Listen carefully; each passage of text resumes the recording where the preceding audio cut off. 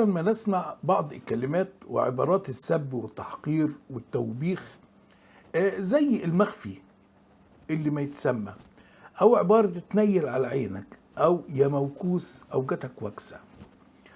ورغم أن تلك الكلمات شائعة بين النساء خاصة في الأحياء الشعبية حيث يستخدموها وتجري على ألسنتهم دائما، لكن كتير مننا ما يعرفش أصلها ومعناها. ويمكن نتعجب ونندهش لو عرفنا إنها أصلها تعود لعصر المصريين القدماء.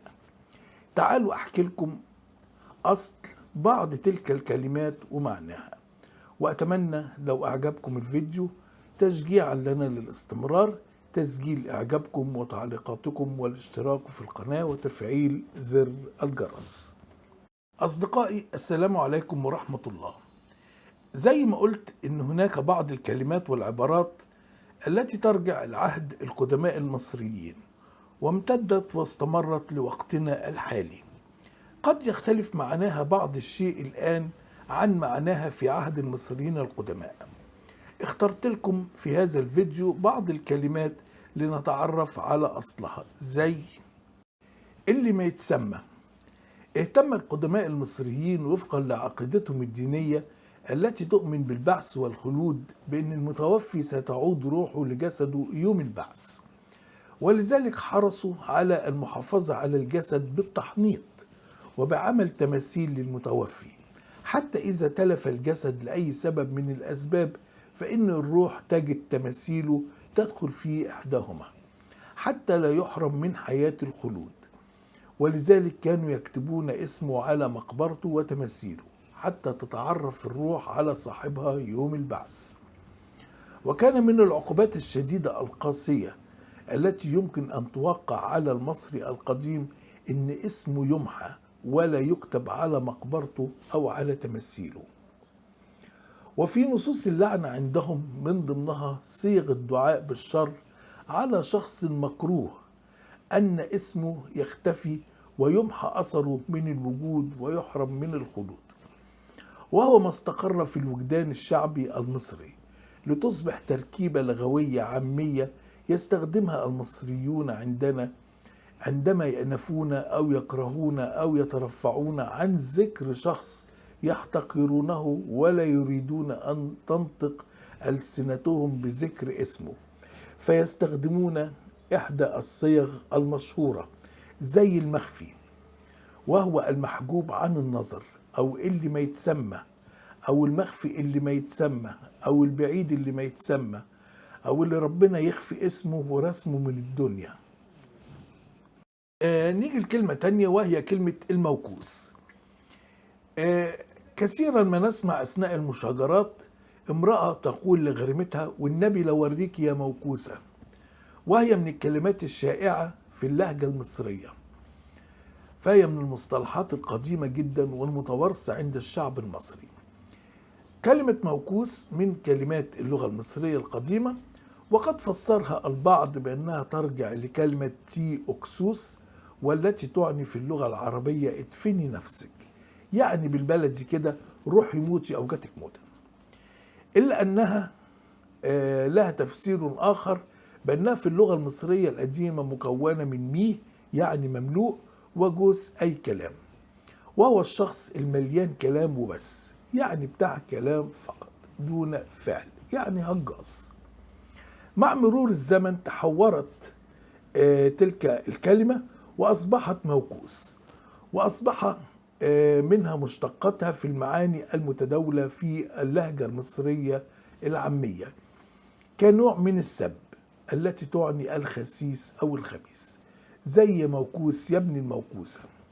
كما تستخدم في حالات التوبيخ الحاد، فالشخص الخايب يقال عنه فلان موكوس مفيش فايدة منه.